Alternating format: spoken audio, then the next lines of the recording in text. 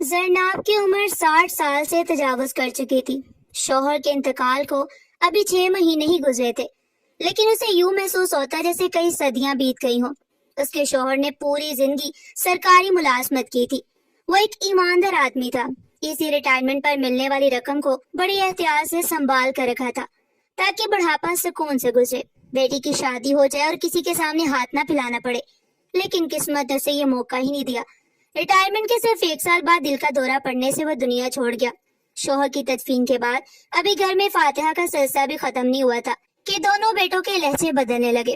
وہ ہر وقت ماں کو سمجھاتے کہ امی، اتنی بڑی رقم گھر میں رکھنا ٹھیک نہیں، لوگ جان جائیں گے تو نقصان ہو سکتا ہے۔ زینب کو اپنے بیٹوں پر اندھا بھروسہ تھا۔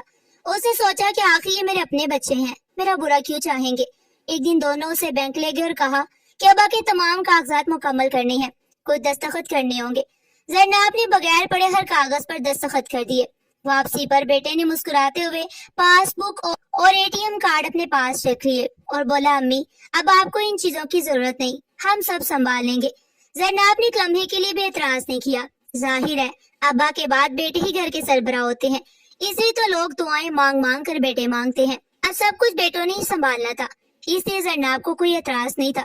چند ہفتوں بعد گھر کا ماحول مکمل طور پر بدل گیا۔ سب کے رویے آہستہ آہستہ تبدیل ہونے لگے۔ زینب جو خود کو گھر کی مالکن سمجھتی تھی، شوہر کے جانے کے بعد ساری بھاگ دوڑ بہو نے سنبھالی۔ زینب شوہر کی یاد میں اکثر ڈرائنگ روم میں بیٹھی رہتی۔ بہو نے کہنا شروع کر دیا کہ امی ہر وقت ڈرائنگ روم میں بیٹھی رہتی ہیں، مہمان آتے ہیں تو اچھا نہیں لگتا۔ پھر ایک روز دونوں بیٹوں نے فیصلہ سنا دیا کہ پچھلے حصے میں جو پرانا کباڑ رکھنے والا کمرہ ہے، اب وہی امی اور چھوٹی بہن عائشہ کا کمرہ ہوگا۔ عائشہ 25 سال کی تھی۔ وہ تعلیم مکمل کر چکی تھی، مگر باپ کی بیماری اور پھر وفات کی وجہ سے ملازمت نہ کر سکی۔ اس نے بھائیوں سے بہت کہا کہ امی کی طبیعت خراب رہتی ہے، انہیں ٹوٹے پھوٹے کمرے میں نہ بھیجے، مگر کسی نے اس کی ایک نہیں سنی۔ کمرے کی چھت جگہ جگہ سے ٹوٹی ہوئی تھی۔ گرمی میں اندر آگ برستی اور بارش میں پانی ٹپکتا رہتا۔ دیواروں میں نمی تھی اور ایک کونے میں پرانا ٹوٹا ہوا فرنیچر اور زنگ آلود بیکار سامان پڑا رہتا۔ زینب نے پہلی رات اسی کمرے میں گزاری اور خاموشی سے آنسو بہاتی رہی۔ اسے اپنے شوہر کی وہ بات یاد آئی جو اکثر کہا کرتا تھا، میں نے ساری زندگی بچوں کے لیے محنت کی ہے، بڑھاپے میں یہی ہمارا سہارا ہوں گے۔ زینب نے آسمان کی جانب دیکھا اور دل ہی دل میں کہا، کاش آج تم زندہ ہوتے تو اپنے بچوں کا سچا چہرہ دیکھ لیتے۔ گھر کا خرچ اب دونوں بیٹے اپنی مرضی سے چلاتے تھے۔ زینب کے لیے الگ سے کوئی خرچ مقرر نہیں تھا۔ کبھی بچا ہوا کھانا مل جاتا اور کبھی سارا دن صرف چائے پر ہی گزارنا پڑتا۔ عائشہ کو یہ سب برداشت نہ ہوتا، مگر وہ بے بس تھی۔ اس نے کئی جگہ ملازمت کی کوشش کی، مگر ہر جگہ تجربہ یا سفارش مانگی جاتی اور وہ مایوس ہو کر واپس لوٹ آتی۔ آخر ایک روز زینب نے فیصلہ کیا کہ وہ خود کچھ کرے گی۔ اگلے دن اس نے اپنی چند پرانی چوڑیاں بیچ دی اور ان پیسوں سے بچوں کے سستے کھلونے خرید لیے۔ صبح سویرے وہ شدید گرمی میں بازار جا کر دن بھر کھلونے بیچتی۔ شام تک کبھی 300 روپے اور کبھی اس سے بھی کم کماتی اور انہیں پیسوں سے اپنی اور اپنی بیٹی کی ضروریات پوری کرتی۔ محلے والے جب اسے فٹ پاتھ پر بیٹھا دیکھتے تو افسوس کرتے اور پوچھتے، آپ کے 2 بیٹے ہیں، پھر آپ یہ کام کیوں کر رہی ہیں؟ زینب ہر دفعہ مسکرا کر کہتی، بس دل لگا رہتا ہے۔ وہ اپنے بیٹوں کی عزت خراب نہیں کرنا چاہتی تھی۔ دوسری طرف دونوں بیٹے انہی پیسوں سے نئی گاڑیاں خرید رہے تھے، مہنگے ریسٹورینٹ جاتے، دوستوں کے ساتھ سیر کرتے اور سوشل میڈیا پر خوشحال زندگی کی تصاویریں اپلوڈ کرتے۔ لوگ سمجھتے تھے کہ یہ سب ان کی کامیابی کا نتیجہ ہے، مگر حقیقت تو کچھ اور تھی۔ ایک شام زینب تھکی ہاری گھر لوٹی تو دیکھا کہ بہو نے کمرے کا پنکھا بھی اتار لیا۔ پوچھنے پر جواب ملا، بچوں کے کمرے میں ضرورت ہے، گرمی سے عائشہ کی طبیعت خراب ہو گئی ہے، رات بھر اسے بخار آیا، مگر بھائیوں میں سے کوئی حال پوچھنے بھی نہیں آیا۔ اگلی صبح زینب نے اپنی دوا کے پیسے بچا کر عائشہ کے لیے دوا خریدی، پھر حسب معمول بازار چلی گئی۔ بازار میں چھوٹا سا بچہ روز اسے کھلونا خریدنے آتا تھا۔ اس دن وہ اپنی ماں کے ساتھ آیا۔ بچے نے ضد کی کہ اسے گاڑی چاہیے۔ عورت نے کھلونا خرید لیا، مگر جاتے جاتے زینب کو غور سے دیکھنے لگی۔ اس کی آنکھوں میں حیرت تھی، جیسے وہ زینب کو پہچاننے کی کوشش کر رہی ہو۔ زینب نے اس پر زیادہ توجہ نہ دی اور دوسرے گاہکوں کی طرف متوجہ ہو گئی۔ 2 دن بعد وہی عورت دوبارہ آئی۔ اس نے کچھ دیر خاموشی سے زینب کو دیکھا، پھر آہستہ سے پوچھا، کیا آپ کا نام زینب ہے؟ زینب چونک گئی۔ اس نے حیرت سے عورت کی طرف دیکھا اور آہستہ سے جواب دیا، جی ہاں، مگر آپ کون ہیں؟ عورت کی آنکھیں بھر آئیں۔ اس نے کہا، شاید آپ مجھے نہیں پہچانتی، مگر میں آپ کو کبھی نہیں بھول سکتی۔ زینب نے بہت کوشش کی، مگر اسے کچھ بھی یاد نہیں آیا۔ عورت مسکراتے ہوئے بولی، آج سے تقریباً 25 سال پہلے میرے شوہر کے خوفناک حادثہ ہوا تھا۔ ہاسپٹل والوں نے علاج کے لیے فوری رقم مانگی تھی، میرے پاس کچھ بھی نہیں تھا۔ میں ہاسپٹل کے باہر روئے جا رہی تھی، تب آپ اپنے شوہر کے ساتھ وہاں آئی اور میری مدد کی۔ آپ نے اپنی جمع پونجی میں سے اتنی رقم دی کہ میرے شوہر کی جان بچ گئی۔ میں نے آپ کو بہت تلاش کیا مگر آپ لوگ کہیں نہ ملے۔ آج اچانک آپ کو یہاں دیکھا تو یقین نہیں آیا کہ وہی خاتون آج فٹ پاتھ پر کھلونے بیچ رہی ہے۔ زینب خاموش رہی۔ اسے دھندلا دھندلا وہ واقعہ یاد آنے لگا۔ اس نے ہلکی سی مسکراہٹ کے ساتھ کہا، بیٹی وہ تو بہت پرانی بات ہے، احسان نہیں، دوسروں کی مدد کرنی چاہیے۔ عورت نے فوراً اس کا ہاتھ پکڑ لیا۔ اس کی آواز کانپ رہی تھی۔ اس نے کہا، نہیں، آج آپ میرے ساتھ چلیں، میں آپ کو اس حالت میں یہاں نہیں چھوڑ سکتی۔ زینب اپنا ہاتھ چھڑا نہ سکی۔ اس نے اپنا ہاتھ چھڑانے کی کوشش کرتے ہوئے کہا، نہیں بیٹی، مجھے گھر جانا ہے، میری بیٹی میرا انتظار کر رہی ہوگی۔ مگر عورت نے محبت سے اس کا ہاتھ تھامے رکھا اور بولی، آپ نے مجھے بیٹی کہا ہے تو میں نے بھی آپ کو ماں کا درجہ دیا ہے۔ مجھ پر بھروسہ کرے، صرف آدھا گھنٹہ، پھر میں خود آپ کو واپس چھوڑ دوں گی۔ سرناب نے اس کے چہرے پر سچائی دیکھی تو خاموشی سے اس کے ساتھ چل پڑی۔ نہ جانے کیوں اس کے دل میں ایک عجیب سی گھبراہٹ تھی، شاید اس لیے کہ کئی برسوں سے کسی نے اسے محبت اور نرمی سے بات نہیں کی تھی۔ وہ تلخ لہجوں اور بے رخی کی عادی ہو چکی تھی، مگر اسے بالکل بھی اندازہ نہیں تھا کہ جس جگہ وہ جا رہی تھی وہاں پہنچ کر اس کی خاموش زندگی ہمیشہ کے لیے بدلنے والی تھی۔ سرناب خاموشی سے گاڑی میں بیٹھ کے راستے پر اس کے دل میں طرح طرح کے سوال اٹھتے رہے۔ وہ بار بار پوچھتی، بیٹی آخر تم مجھے کہاں لے جا رہی ہو؟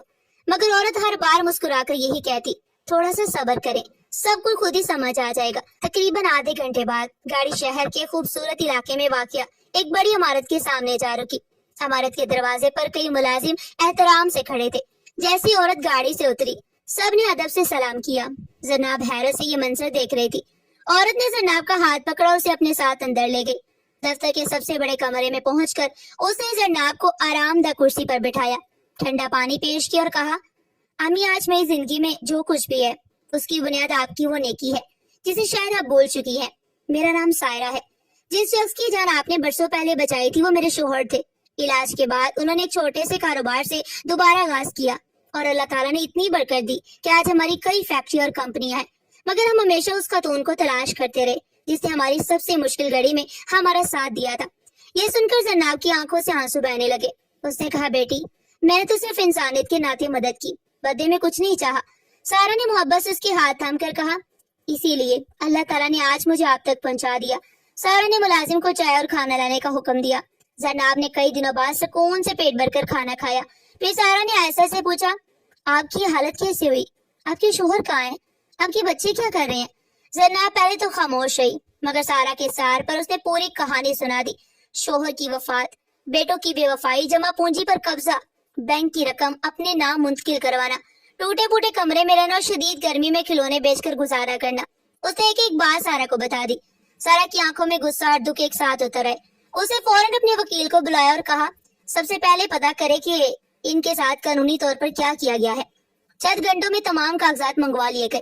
وکیل نے دستاویزات دیکھ کر بتایا کہ ریٹائرمنٹ کی پوری رقم زینب بی بی کے دستخط لے کر بیٹوں نے اپنے اکاؤنٹ میں منتقل کروا لی تھی۔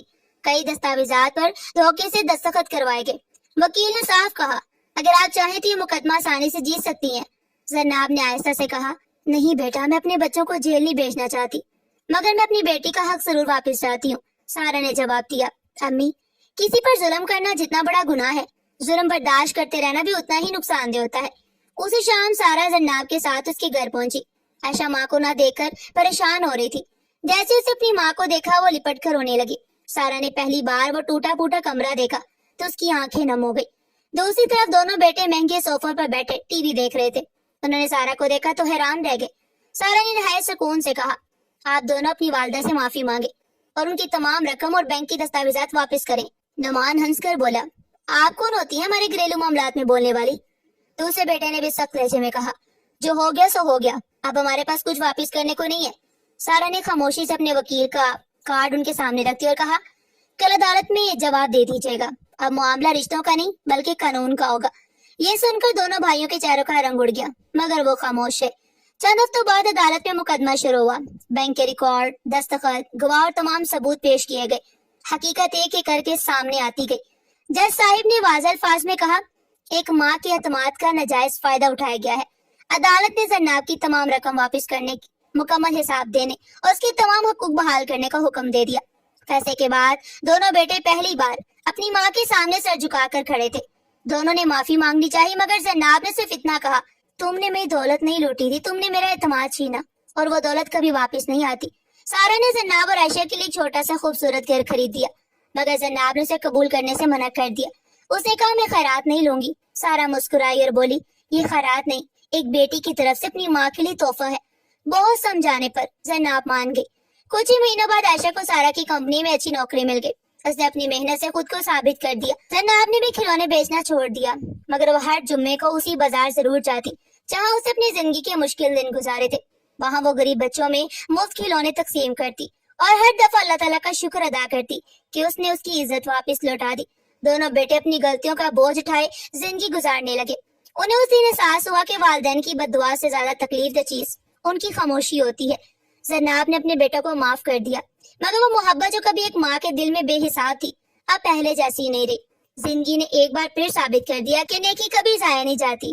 برسوں پہلے ایک غریب کی مدد کرنے والی عورت جب خود بے سہارا ہوئی تو اللہ تعالیٰ نے اسی نیکی کو اس کی زندگی بدلنے کا ذریعہ بنا دیا۔ ناظرین، آپ کو ہماری آج کی کہانی کیسی لگی؟ کمنٹ سیکشن میں اپنی قیمتی رائے کا اظہار ضرور کیجیے گا۔ اس طرح کی مزید سبق آموز کہانیاں سننے کے لیے چینل کو سبسکرائب کریں، ویڈیو کو لائک کریں اور زیادہ سے زیادہ شیئر کریں۔ پھر ملتے ہیں ایسی ہی زبردست اور سبق آموز کہانی کے ساتھ۔ تب تک کے لیے اپنا بہت سارا خیال رکھے گا۔ شکریہ، اللہ حافظ۔